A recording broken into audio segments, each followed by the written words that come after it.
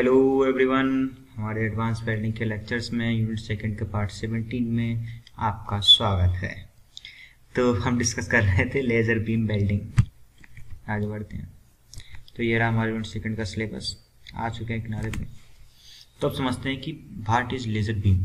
पहले laser beam को समझ लो, उसके बाद लेज़र वेल्डिंग अच्छे से समझ में आएगी।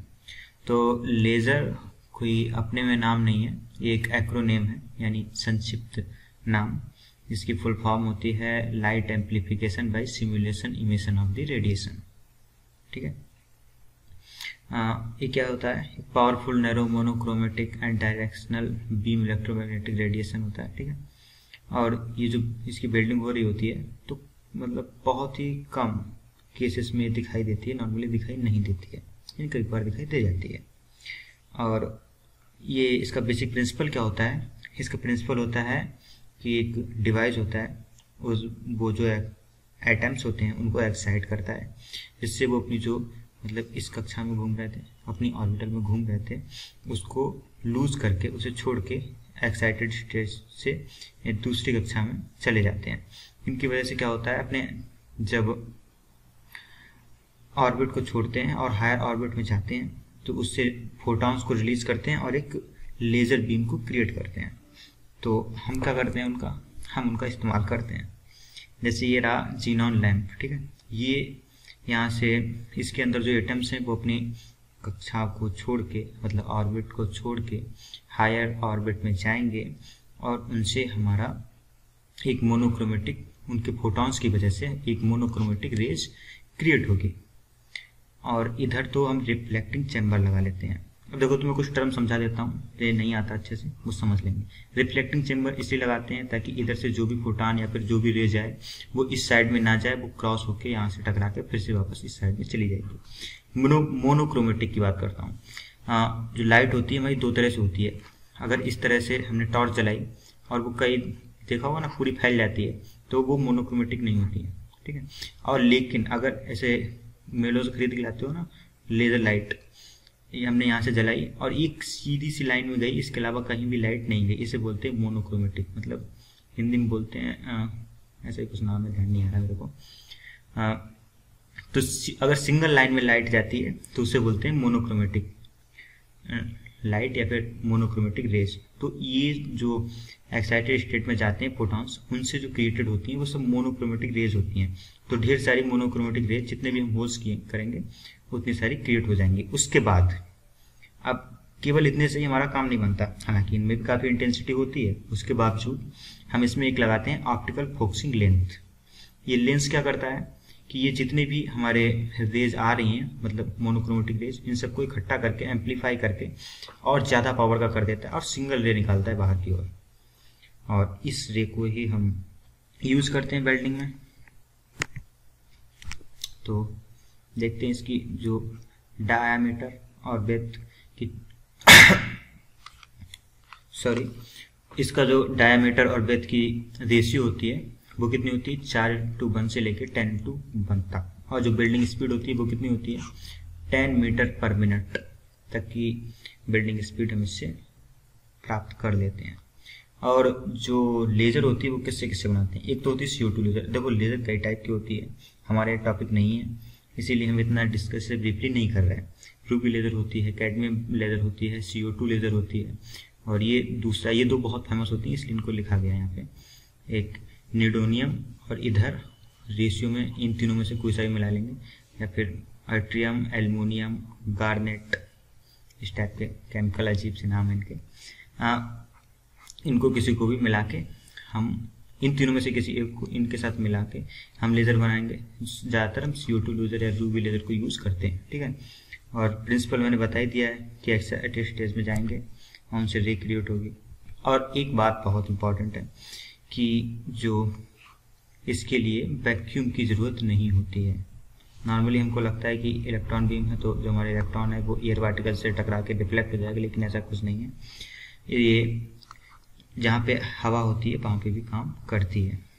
ठीक है, अब principle of the laser beam welding, principle तो बता ही दिया है मैंने, लेकिन ये देख लो, क्योंकि रिफ्लेक्टिंग एंड होता है। हालांकि एग्जाम में तुम वही बना के आना, वो सरल पड़ेगा, चाहे तो ये बना देना अगर आपका मन हो तो इधर से रिफ्लेक्ट हो जाती है, ठीक है। और ये एक लेज़र बीम है, यहाँ से बीम निकलती है, ये वही है वही है इसमें जीनॉन या फिर मतलब जिस टाइप की भी लेज़र हो, मतलब सैकड़ों मटेरियल से बनाते हैं हम, तो किसी भी तरह से लेज़र बनाइए, लेज़र बीम को एम्पलीफाई, जो लेंस एम्पलीफाई करके उसको एक पॉइंट पे इकट्ठा करेगा और वहाँ से हमें वेल्डिंग कर लेंगे। इधर पावर सप्लाई देते हैं, बीच में कैपेसिटर लगा देते हैं। अब एक वीडियो देखो तो अच्छे समझ में आएगा, इसको फील आएगी कि एक्चुअली वेल्डिंग होती कैसे है। तो पॉइंट दिख रहा है, बस वेल्ड हो रहा है। तो इसमें क्या समझ में आ रहा है, एक बात समझ में आ रही है, इसका हीट अफेक्टेड जोन जो होता है बहुत कम होता है, मतलब जितने एरिया में हमें वेल्डिंग करनी है केवल उतना ही एरिया वेल्ड होता है, बाकी ये बहुत ज़्यादा हीट अफेक्टेड जोन क्रिएट नहीं करता और इसकी वेल्डिंग स्पीड भी काफ़ी हाई होती है। तो अब बात करते हैं इसके एडवांटेजेस की। तो पहला advantage, work with high alloy metal without difficulty, मतलब काफ़ी मजबूत जो मेटल्स होते हैं उनके साथ भी हम काम कर सकते हैं बिना किसी परेशानी के, ठीक है। Can be used in open air, मतलब ओपन एयर में यूज़ कर सकते हैं, अभी बताया था मैंने। Can be transmitted over a long distance with a minimum loss power, मतलब देखो ऐसा नहीं लॉन्ग डिस्टेंस कहीं भी, अगर उसकी रेंज इतनी है तो उसमें जो पावर लॉसेस होते हैं वो बहुत कम होते हैं, क्योंकि इसका प्रिंसिपल ही अलग होता है ना। तो मतलब कोई आग वगैरह तो जल नहीं रही होती इसमें, तो इसकी जो भी रेंज होती है उसमें वो ईजिली ट्रांसमिट की जा सकती है। तो ये भी काफ़ी अच्छा इसका बेनिफिट होता है। Narrow heat affected zone, heat affected zone बनता है बहुत कम बनता है, ये दिखाई था मैंने। लो टोटल थर्मल इनपुट, जो थर्मल इनपुट होता है, जो पावर होती है वो काफ़ी कम देनी पड़ती है, क्योंकि केवल स्पेसिफिक एरिया को ही देता है, ज़्यादा हीट अफेक्टेड जोन क्रिएट ही नहीं होता, तो ज़्यादा हमें हीट की जरूरत भी नहीं पड़ती। बिल्ड डिसिमिलर मेटल, जरूरी नहीं है कि हम सिमिलर मेटल को यूज़ करें, डिसिमिलर को भी बिल्ड कर सकते हैं। नो फिलर मेटल नेसेसरी, कोई भी एक्स्ट्रा मेटल की जरूरत नहीं पड़ती हमें। अब बात करते हैं कि लिमिटेशंस क्या हैं इस बिल्डिंग की, हम हमेशा यही बिल्डिंग क्यों नहीं करते अगर ये इतनी अच्छी है तो पहली बात आती है रैपिड कूलिंग रेट में cause cracking in some metals. Rapid cooling rate मतलब हाँ बहुत ही जल्दी हीट कर देता है और इसकी वजह से बहुत ही जल्दी ठंडा हो जाता है, क्योंकि हीट अफेक्टेड जोन इतना ज़्यादा तो है नहीं कि ज़्यादा देर तक सस्टेन करके रख सके। नॉर्मल एयर से भी बहुत जल्दी ठंडा हो जाता है, जिसकी वजह से क्या होता है कि बहुत जल्दी गर्म और बहुत जल्दी ठंडा होने की वजह से कुछ क्रैक आ जाते हैं कई मेटल्स में, तो उन मेटल्स में हम ये वेल्डिंग यूज़ नहीं कर सकते, ये लिमिटेशन आ गई। दूसरा, high capital cost of the equipment, जो इक्विपमेंट आता है बहुत महंगे आते हैं, इसीलिए हम नॉर्मली इसको यूज़ नहीं कर सकते। Optical surface of the laser are easily damaged, जो ऑप्टिकल सरफेस होती है वो इजिली ख़राब हो जाती है, तो वो भी बार बार चेंज करानी पड़ती है, जिसका मेंटेनेंस कॉस्ट होती है काफ़ी हाई रहती है जिस वजह से। और लास्ट लिमिटेशन आती है इसकी, जो मैक्सिमम जॉइंट जो बना सकते हैं वो कर सकती है 19 mm तक का, ठीक है।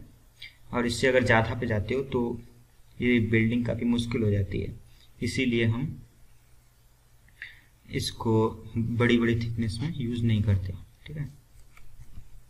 एप्लीकेशंस कहाँ होते हैं, building of the aluminium, copper, titanium and super alloy. Super alloy समझते हो, हम कुछ बनाते हैं दो चार मटेरियल्स को मिला के, बहुत ही जो मजबूत मेटल्स होते हैं उनको बोलते हैं सुपर एलॉयज। तो इनकी बिल्डिंग नॉर्मल प्रोसेस से तो होती नहीं है, तो हम यही जो स्पेसिफिक प्रोसेसेस हैं उनको यूज़ करते हैं इनकी बिल्डिंग के लिए। तो इसमें हम लेज़र बीम वेल्डिंग का भी इस्तेमाल करते हैं। इन एरोस्पेस, इलेक्ट्रॉनिक इंडस्ट्रीज इसमें इस्तेमाल होता है इसका, ठीक। सो थैंक यू मेरे साथ वीडियो देखने के लिए, और खुश रहिए, मुस्कुराते रहिए। डिस्क्रिप्शन बॉक्स से पीडीएफ डाउनलोड कर लेना। धन्यवाद।